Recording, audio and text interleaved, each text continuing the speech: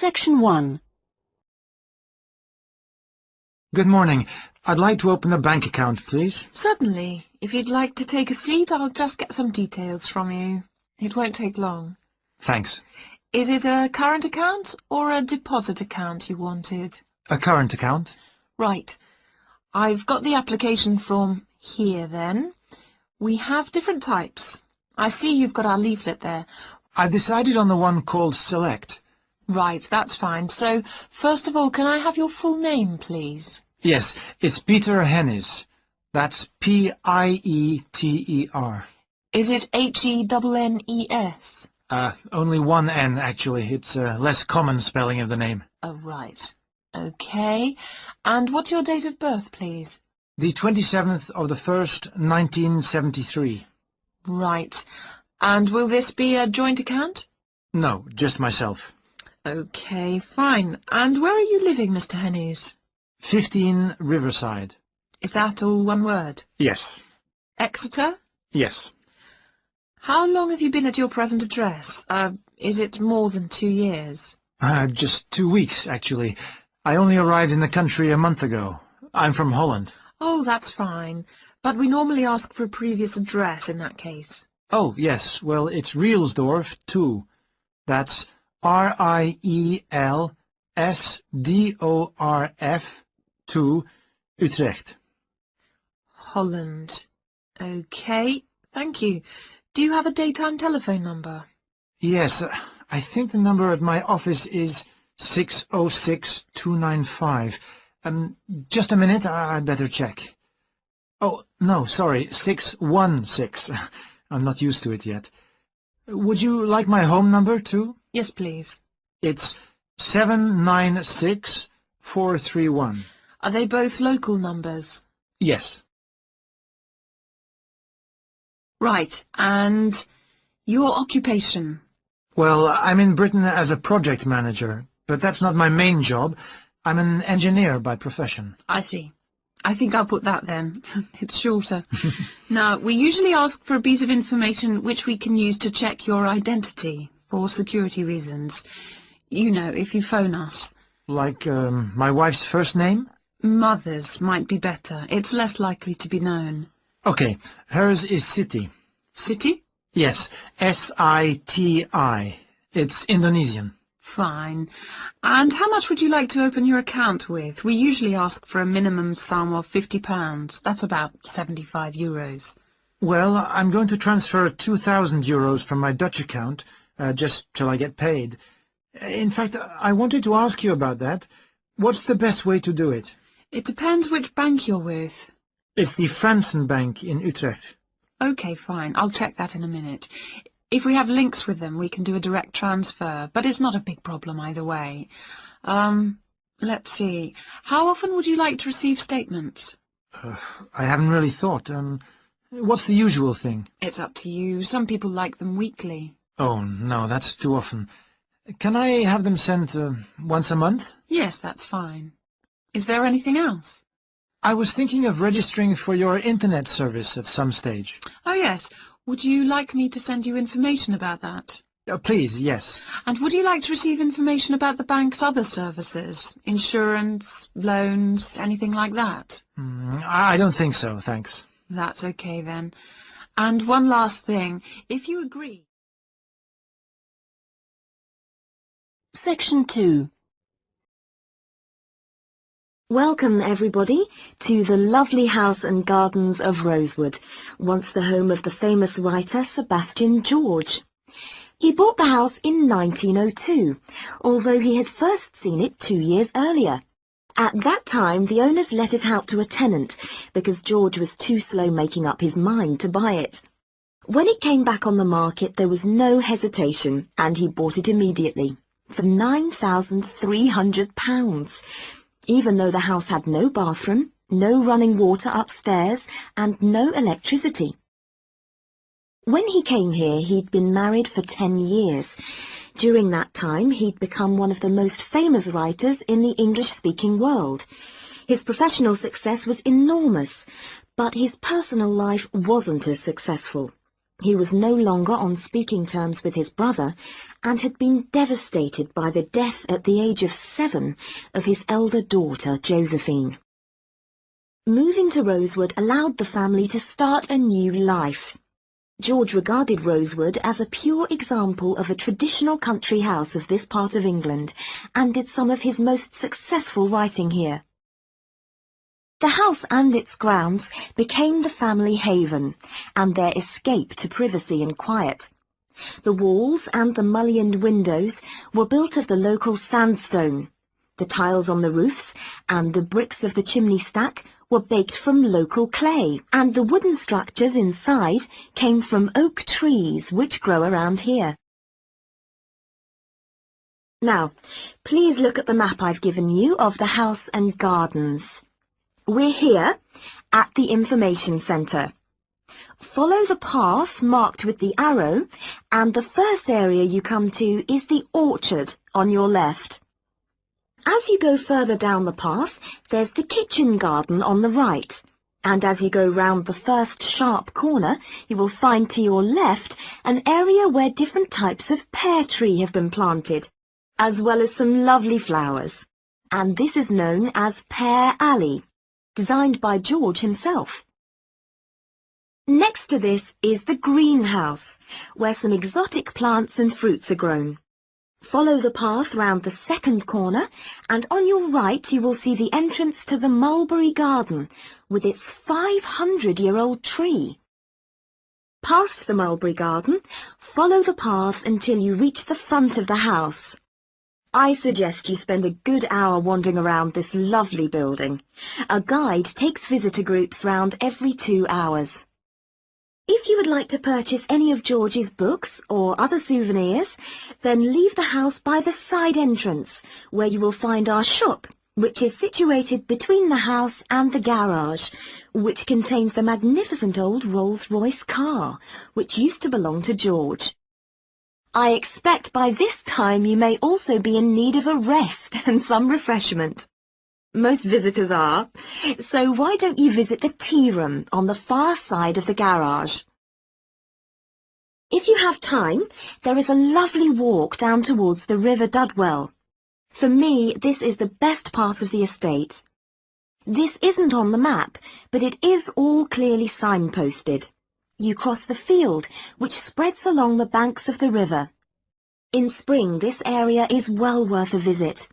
Spend a minute or two watching the water pass by underneath as you cross the footbridge, and then continue along the river walk through the woodland. On a hot summer's day, the trees along this path provide welcome shade. Eventually, you come to the watermill, which used to provide the electricity for the house, only about 4 hours every evening in George's time. And finally, for those of you who would like to see stunning views of the surrounding countryside and who are a little bit more energetic, when you return from the mill, take the first turning on your left and climb up to the viewpoint. You won't regret it. Enjoy your visit. Section 3. Lucy, we really need to get working on this marketing assignment. We've only got 5 weeks left to the end of term to design it, carry it out, and then write up the results. Sure. Well, let's get started right now. Let's go over the instructions. What exactly do we have to do? Well, it says here we have to look at one area of the entertainment industry. There's a list of the different types. What are they? Music, cinema, theatre, sport, and eating out. Is that all? Looks like it. So we choose one branch of the industry, and then we look at how 2 different groups of people use it. Is that right? Yes. And do we have to use any particular method to get our data? Can we mail out a questionnaire or do face-to-face interviews, or maybe even observations? Well, actually, it looks like we don't have a choice. We have to do telephone interviews. OK, so at least we don't have to waste time deciding between the different methods. Yeah, that's right. Oh, and the other requirement is the number of interviewees. Not too many, I hope. 10? 20? Well, we have to do 2 groups, remember, and it looks like we have to interview 15 for each group. That's 30 altogether, then. It's going to take ages. Yes, but remember, we're working on this together, so we'll only have to do 15 each. Okay, so those are all the requirements? Yes, looks like it. So, first, which area are we going to choose? My preference would be cinema, since that's where I spend most of my money. I don't think that's such a good idea. I don't think there are huge differences in the market there. I mean, you get young and old, male and female, rich and poor, all going to the same movies. Yeah, maybe you're right. Let's make it music, then. Right. So, what two groups will we compare and contrast? Male and female? No. Most of my female friends like the same music as me. Different age groups will be much more likely to show up differences, I think. Yeah, I suppose you're right again. I'll take some notes, shall I? So, age groups. Well, what do you think? Maybe 25 or under for one group and 45 or over for the other group? That should show up differences. Right. Okay, next. How about the kind of music they like? Let's give them some choices and then we can just tick boxes. Okay, let's have pop, jazz, folk, easy listening. What else? Well, we should include classical. Some people like it, you know. Okay, and then we should have how they listen to music. The medium. Right, let's include radio, CD, and then I guess there's TV. What about concerts? You know, in pubs and halls. Oh yeah, we should include live music, of course. Okay, we're on a roll now. Next point could be about where they actually get their music. You mean, like, do they buy it in music shops or department stores? Yes, or download it from the internet. Right, that could be for recorded music. Then we need another section for live music. Where do they go for that? Okay, let's say disco, pub, club, concert hall. Or opera house. And I guess we should include karaoke bars. Not many of them in this city. Okay, we'll leave that out then. So, what's left to do? That's it. Well, now we can make a timescale for doing it. Section 4. Good morning, everyone. Last week we were looking at the hunter-gatherers in Ireland, across the Irish Sea from England. Today we're going to move on to the period between 4,000 and 6,000 years ago, known as the Neolithic period, which is when a total farming economy was introduced in Ireland. Now, there are several hypotheses about the origins of the first Neolithic settlers in Ireland, but most of these contain problems. For instance, there are considerable archaeological difficulties about the theory that they came from England. The evidence doesn't really add up. But there are even greater practical problems about the theory that they came directly from continental Europe. For one thing, it's not clear just how sufficient numbers of men and women could have been transported to Ireland to establish a viable population. As you know, the hunter-gatherer economy which existed beforehand was based on small, scattered groups. The farming economy would almost certainly have required much larger communities to do all the work needed to plant and tend sufficient crops to sustain them through the year. The early farmers kept various animals, including cattle and sheep. There's also evidence of pigs, but it is possible that these could have been descended from the native wild species. Now, we know from modern farming that if the level of breeding stock falls below about 300 females, the future of the species locally is at risk. So we must assume that from the beginnings of Neolithic farming, the number of breeding sheep would have considerably exceeded 300. And the national cattle herd must have been of a similar size. The question is how these were brought to the area and where they came from. It's usually suggested that the Neolithic settlers used skin-covered boats to transport livestock, but this method would have severely restricted the range of the colonizing fleets. The sheer volume of animal transport necessary means it's unlikely that this livestock could have been brought from anywhere further than England. What about crops? Well, two main cereal crops were introduced to Ireland during this time, wheat and barley, both in several varieties. The main evidence for their presence consists of impressions on pottery, where a cereal grain accidentally became embedded in the surface of a pot before it was fired. The grain itself was destroyed by the firing, but it left an impression on the pot which could be studied and identified by botanists.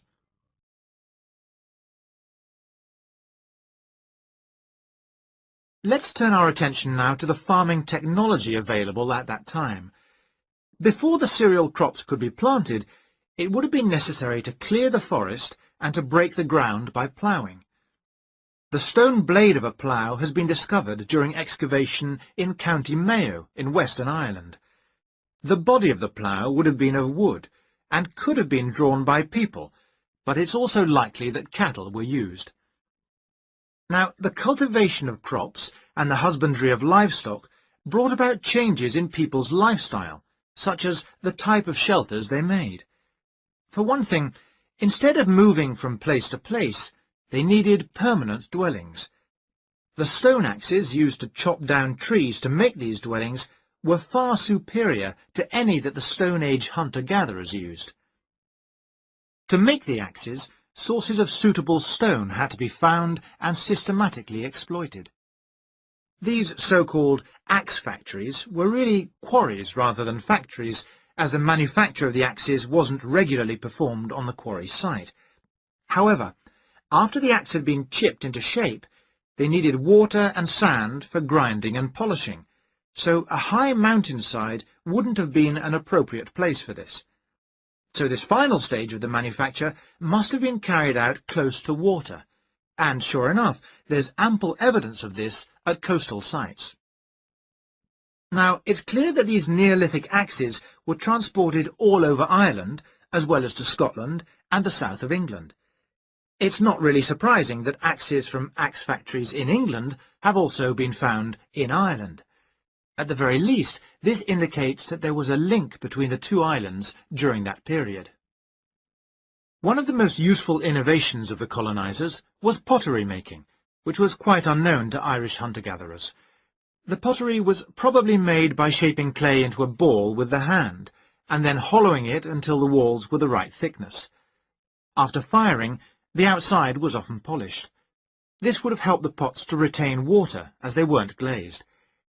Now, we know that the clay used usually came from local sources, which suggests that manufacture was on a fairly small scale, even though thousands of fragments are usually found at Neolithic sites. In the course of time, decoration began to appear. At first, this looked like a series of stitches and was just around the tops of the pots. This could have been an imitation of earlier vessels, which were made of leather sewn onto wood. Then, eventually, pots with decoration all over